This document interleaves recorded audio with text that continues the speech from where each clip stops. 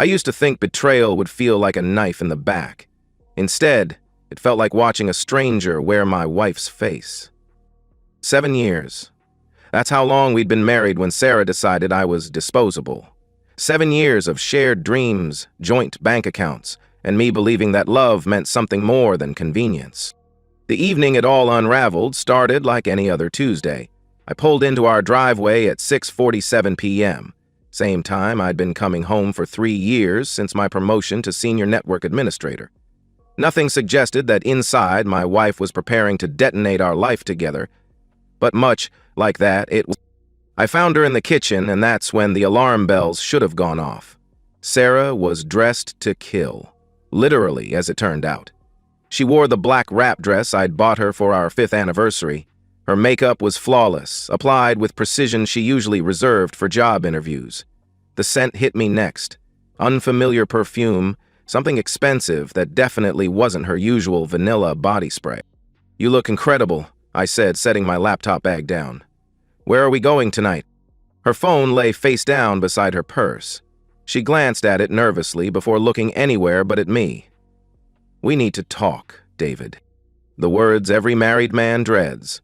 I loosened my tie and tried to read her expression, but Sarah had always been good at compartmentalizing. Tonight, that clinical detachment was aimed at me. "What's wrong?" I asked, though part of me already knew I didn't want the answer. She straightened her shoulders and delivered the killing blow with the same tone she might use to discuss weekend plans. "I need you to leave. Tonight. Don't make this harder than it has to be." The words hung in the air between us. I stared at this woman I'd shared a bed with for 7 years, looking for some trace of the Sarah who used to laugh at my terrible jokes. This stranger offered no such comfort.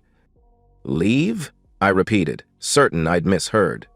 "Sarah, what the hell are you talking about?" "I've been thinking about us, about our future." Her voice carried that practiced quality that told me this speech had been rehearsed. "We've grown apart, David. We want different things now. We discussed this last month when we talked about starting a family. You said—" "I know what I said." She cut me off with surgical precision. "People change." "I've changed." The rage started as a slow burn in my chest, not explosive anger, but something colder and more calculating, because even as my heart was breaking, my mind was cataloging details. The expensive perfume, the formal dress, the way she kept checking her phone. "There's someone else?" I said. It wasn't a question. Sarah's composure cracked for just a moment, a flicker of something that might have been guilt. Then the mask slipped back into place. "That's not what this is about." "Nonsense." I took a step toward her and she actually flinched. "How long, Sarah?" "David, please. Let's handle this like adults." "Adults?" The word came out as bitter laughter. "Adults don't ambush their spouses and demand they leave their own home." Her eyes flashed with something ugly. "If you don't leave willingly, I'll call the police and tell them you're being threatening. How do you think that will look in divorce proceedings?" There it was, the nuclear option, delivered with casual cruelty. I stood there in my own kitchen and realized I was looking at a complete stranger. The Sarah I'd married would never have weaponized the legal system against me.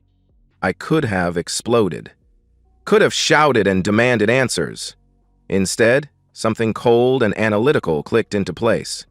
If Sarah wanted to play hardball, she'd just taught me the rules. "Fine," I said quietly. "I'll pack a bag." Relief flooded her features, quickly followed by something that looked like disappointment. Maybe she'd wanted the dramatic confrontation. I walked upstairs with steady steps, my mind already racing ahead to implications and strategies. In our bedroom, I packed a week's worth of clothes with mechanical efficiency, but before I left, I made one stop. The utility room in our basement housed the central hub for the home security system I'd installed 2 years ago. Sarah had complained about the cameras, said they made her feel like we were living in a fortress. I'd disabled them 6 months ago to keep the peace, but the hardware was still there, still functional. It took me less than 5 minutes to reactivate the system.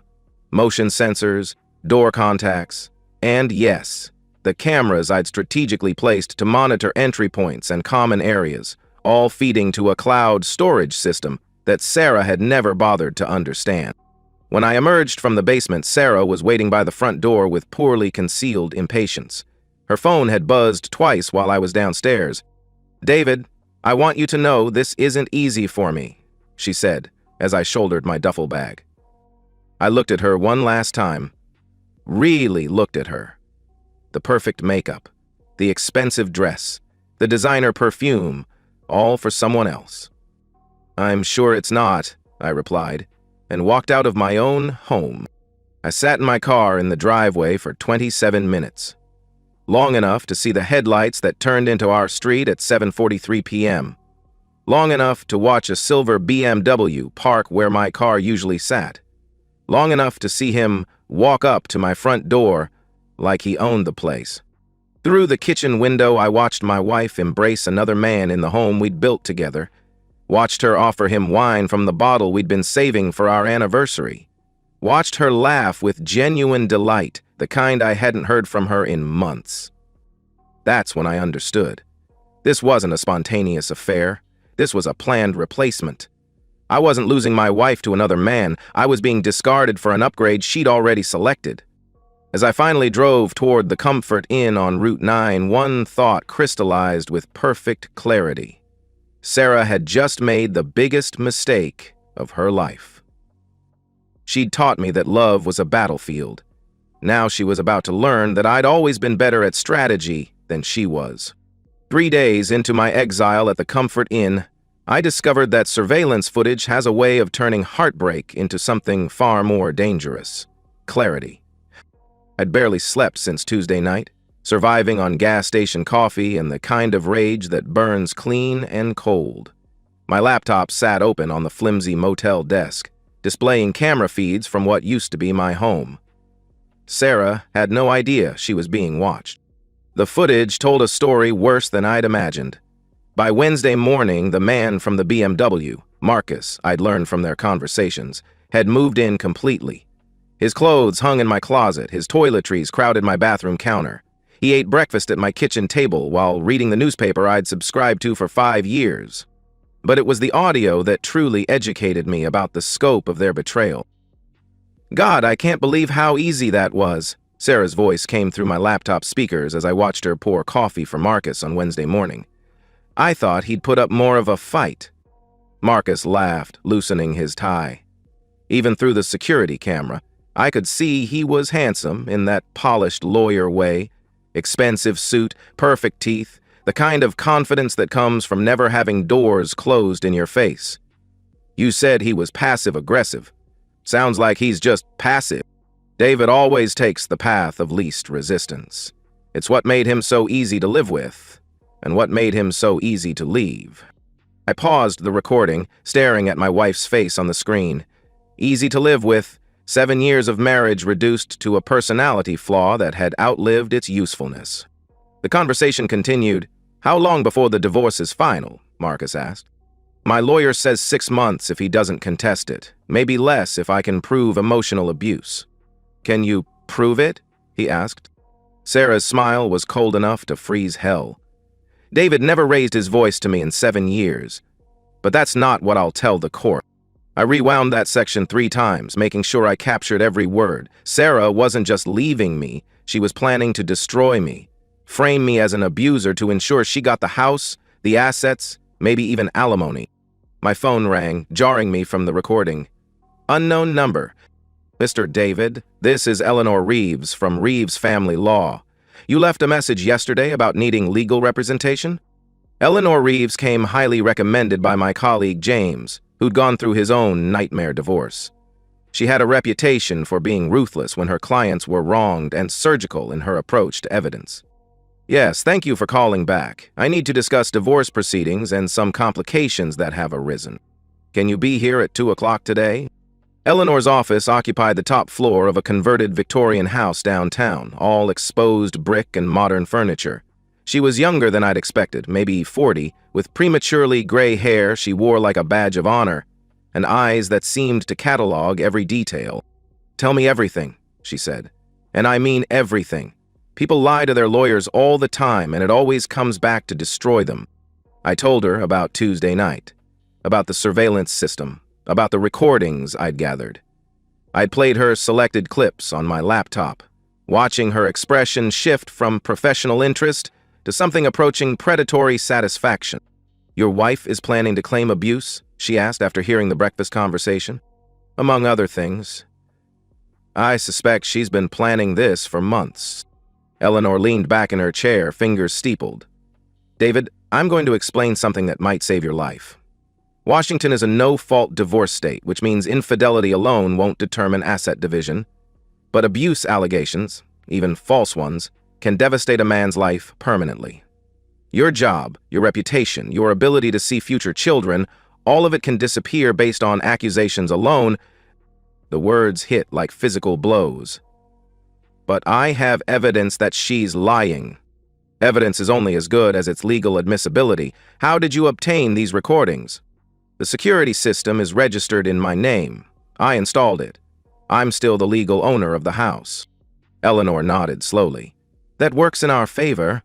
Washington is a one-party consent state for recording, and you're recording on property you legally own. But there's something else we need to discuss." She pulled out a legal pad and began writing. "False abuse allegations in divorce proceedings are serious. If we can prove she's committing perjury and attempting to defraud the court, there can be criminal consequences. Real consequences. I want her to face real consequences. Be careful what you wish for. Revenge is expensive, and it has a way of consuming the person seeking it." She looked up from her notes. "That said, if someone tries to destroy you with lies, you have every right to defend yourself with truth." I left Eleanor's office with a clear understanding of my legal position and a strategy that felt both surgical and devastating. But it was the conversation I had with James over drinks that night that truly changed everything. "How's the surveillance going?" he asked, nursing his second beer. "It's educational. I'm learning exactly how much my wife hates me." "What about the guy? You figure out who he is yet?" "Marcus something, lawyer at Sarah's firm, drives a BMW. The trip." James nearly choked on his beer. "Marcus? Tall guy, dark hair, looks like he's stepped out of a magazine ad." "You know him?" "Marcus Whitfield. He represented my buddy Tom in a contract dispute last year. Guy's got a reputation for being brilliant and completely unethical. Also married to a doctor, if I remember correctly." The last piece clicked into place. Marcus wasn't just cheating on me with my wife. He was cheating on his own wife. A wife who had no idea her husband was destroying two marriages simultaneously. That night, back in my motel room, I began constructing what would become phase 2 of my new life strategy. Sarah had taught me that marriage was just another business transaction. Marcus had taught me that lawyers think they're smarter than everyone else. They were both about to learn that IT professionals are very good at finding people's vulnerabilities. As I drifted off to sleep for the first time in days, I felt something I hadn't experienced since Tuesday night: anticipation. Sarah and Marcus thought they'd won. They had no idea the game was just beginning. And unlike them, I'd always been patient enough to play the long game. Finding Dr. Diana Whitfield required exactly the kind of methodical research that Sarah had always dismissed as David's computer obsession. 3 hours of cross-referencing social media profiles, professional listings, and public records gave me everything I needed. Her medical practice address, her schedule, even her preferred coffee shop. Dr. Diana Whitfield was a pediatric surgeon at Seattle Children's Hospital, the kind of person who saved lives before most people finished their morning coffee. Her LinkedIn profile showed a woman in her late 30s with intelligent eyes and effortless confidence. I found her Thursday morning at Grind Coffee, the small shop 3 blocks from the hospital where her online reviews indicated she stopped most mornings at 7:15 a.m. She sat alone at a corner table, reviewing what looked like patient files while sipping coffee. Even in scrubs and a white coat, she had an elegance that felt natural rather than constructed. "Dr. Whitfield?" I approached her table slowly, hands visible, posture non-threatening. "I'm David. I know this sounds strange, but I think we need to talk about our spouses." She looked up sharply, taking in my appearance with the kind of quick assessment that probably saved lives in surgery. I'd dressed carefully, business casual, clean-shaven. wedding ring still on my finger. I'm sorry, do I know you? Her voice carried a slight southern accent and the authority of someone accustomed to making life or death decisions. No, but I think you know my wife, Sarah. She works at Whitfield, Morrison and Associates. Deanna's expression shifted, becoming more guarded. I'm not sure what you're trying to... Your husband Marcus is having an affair with my wife. I said it quietly, matter-of-factly. I have proof. The words hit her like a physical blow. Her coffee cup trembled slightly as she set it down, and for a moment, the competent surgeon disappeared, replaced by a woman who just learned her world wasn't what she thought it was. That's not possible, she said, but her voice lacked conviction. I sat down across from her, moving slowly. Diana. May I call you Diana? I know how this sounds. 3 days ago, I would have said the same thing. But I have video evidence, recorded conversations, and a timeline that goes back at least 2 months. She stared at me with the intensity of someone trying to diagnose a complex case. Show me. I'd prepared for this moment, selecting the most damning but least intimate footage. My tablet displayed security camera footage of Marcus entering my house Tuesday night, and a timestamp showing Sarah's call to his phone 30 minutes earlier. Then audio of their Wednesday morning conversation about how easy it had been to get rid of me. Diana watched in complete silence, her surgeon's composure intact even as her personal world collapsed. When the recordings ended, she sat back and closed her eyes. I knew something was wrong, she said finally. The late nights, the new clothes, the way he started protecting his phone like classified information. She opened her eyes and looked directly at me. How long have you known? Since Tuesday night when she kicked me out so he could move in. Move in? Diana's voice cracked slightly. Marcus told me he was working on a big case that required late nights at the office. He hasn't been home in 3 days. The casual cruelty stunned even me. While I'd been processing my wife's betrayal in a motel room, Diana had been sleeping alone, believing her husband was working late. Diana, there's something else. I pulled up another file. My lawyer suggested I investigate Marcus's professional background. I think you should see this. The financial records I'd uncovered told a disturbing story. Marcus's billable hours didn't match his firm's client payments. Expensive purchases, including a $3,000 0-cent necklace I'd seen Sarah wearing, couldn't be explained by his salary alone. Jesus Christ, Diana whispered, scanning the documents. He's been skimming from client escrow accounts. I've been wondering how he could afford... She trailed off, pieces clicking into place. The weekend in Vancouver, he said, was a conference. The new watch. He bought your wife jewelry with stolen money. We sat in silence, two strangers bound together by betrayal and the realization that our spouses weren't just unfaithful. They were criminals. What do you want from me? Deanna asked finally. Nothing. Everything. I don't know. I closed the tablet and leaned forward. Diana, they think they're so much smarter than us. Sarah's planning to claim I abused her to get the house. Marcus is stealing money to buy her gifts. They're living in my home, sleeping in my bed, and laughing about how easy we were to fool. Something shifted in Diana's expression, the moment a surgeon decides which approach will save the patient's life. What kind of evidence would you need to destroy them? She asked. Legally or personally? Both. For the next hour, we planned like generals preparing for war. Diana had access to Marcus's financial records through their joint accounts. She could document the stolen money, trace the expenditures, and provide sworn testimony. I had surveillance footage, recorded conversations, and evidence of premeditated fraud. There's one more thing, Diana said as we prepared to leave. Marcus mentioned that Sarah's been consulting with divorce lawyers for months. He thought it was funny that you had no idea what was coming. The final piece clicked into place.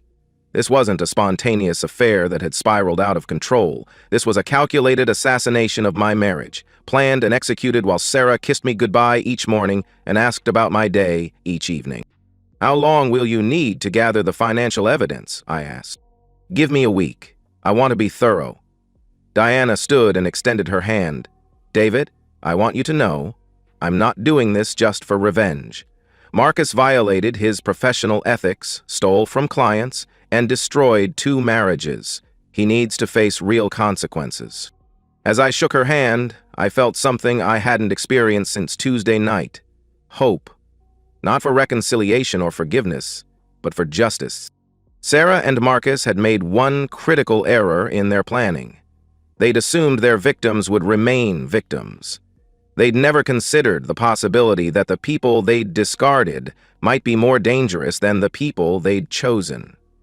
Walking back to my car, I felt the last vestiges of the old David, the trusting husband, the man who took people at face value, finally die.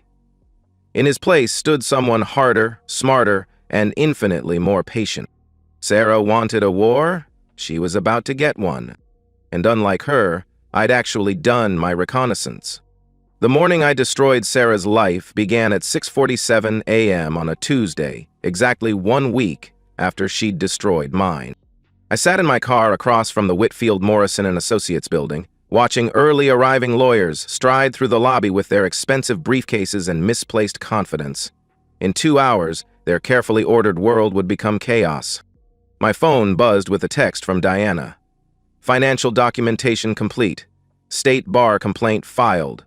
Ready when you are. Eleanor's sedan pulled up beside me at exactly 7:30 a.m. Through her passenger window, I could see the manila folders that would end Sarah's marriage, Marcus's career, and both their futures. Last chance to reconsider, Eleanor said, rolling down her window. Once we file these papers, there's no going back. They made their choice, I replied. Now they get to live with the consequences.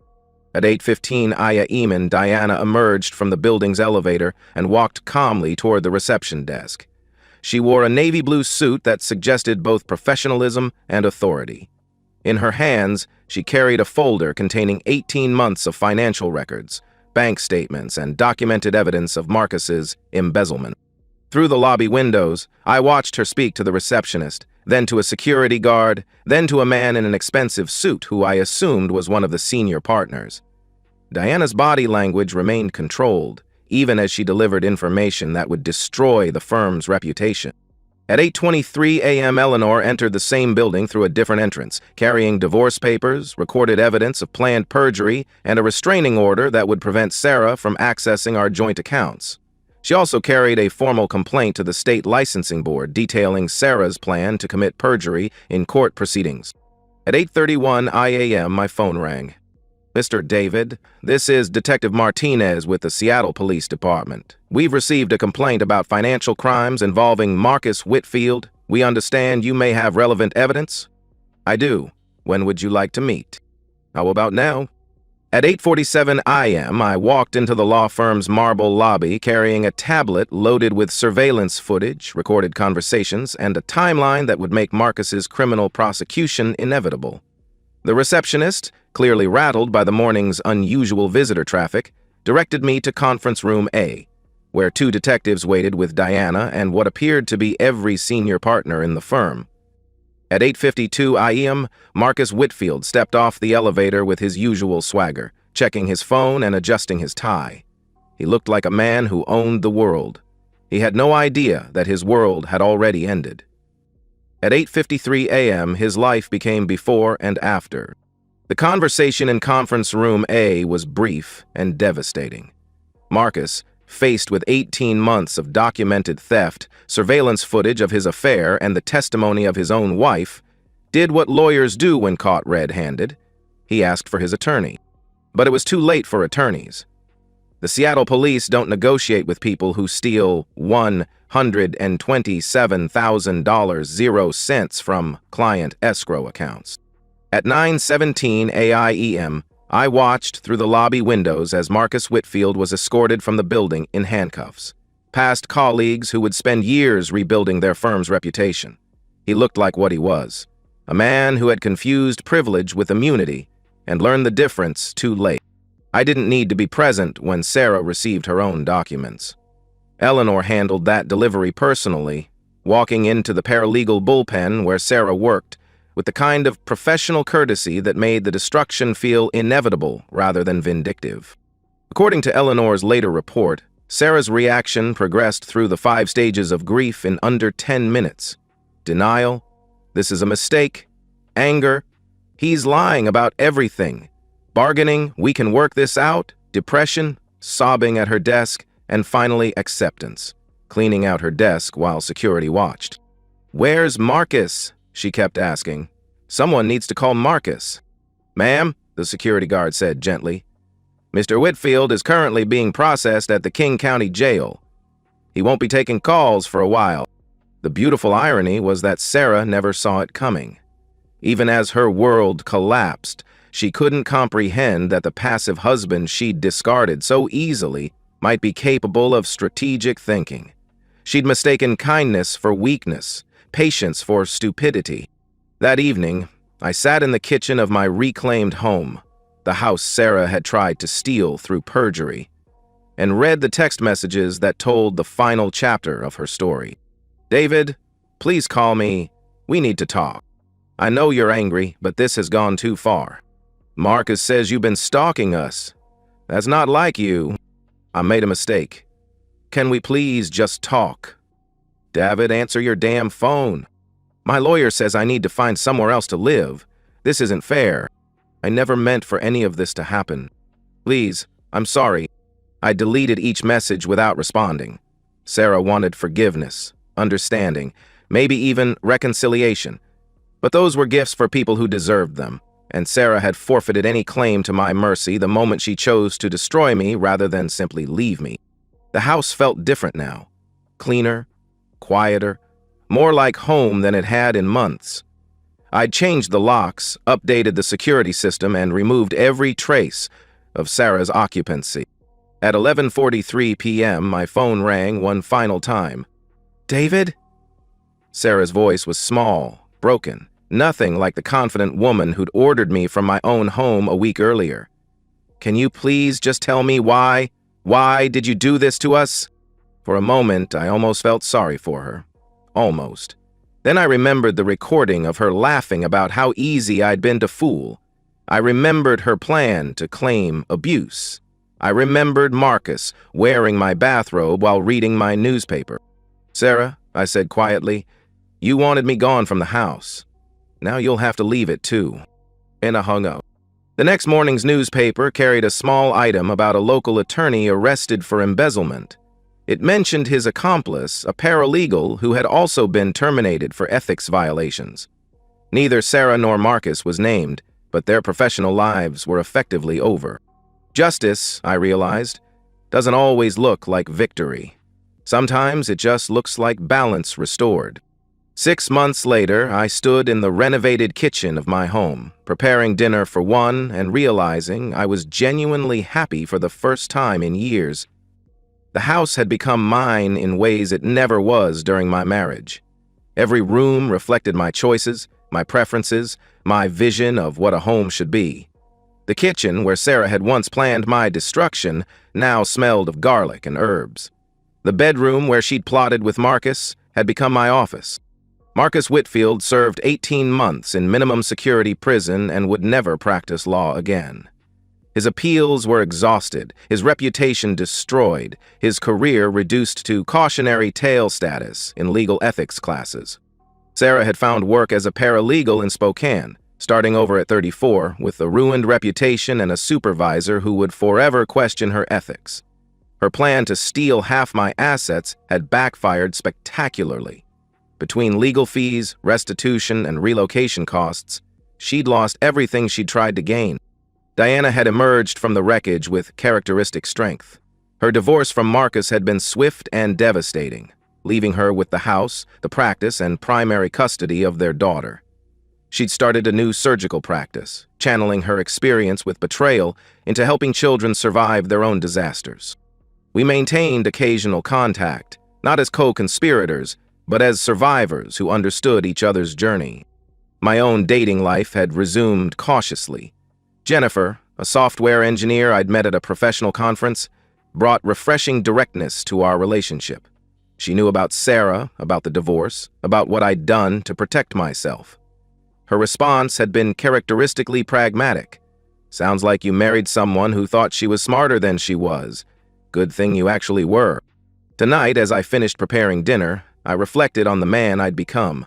Stronger, certainly, more cautious, absolutely, but not harder or cynical, just more discerning about who deserved my trust and affection. My phone buzzed with a text from Jennifer. "Still on for tomorrow night?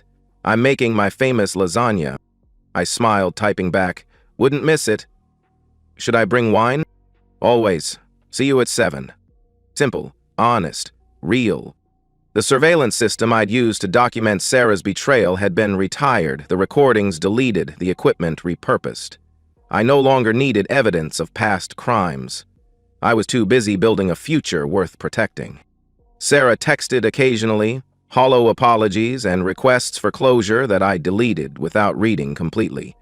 She wanted forgiveness or acknowledgement that her punishment had been sufficient. But forgiveness wasn't mine to give, and her punishment hadn't been mine to assign. She'd simply experienced the natural consequences of her choices. I'd learned something valuable during those dark weeks in the motel. The opposite of love isn't hate, it's indifference. Hate requires investment, energy, continued emotional connection to the person who wronged you.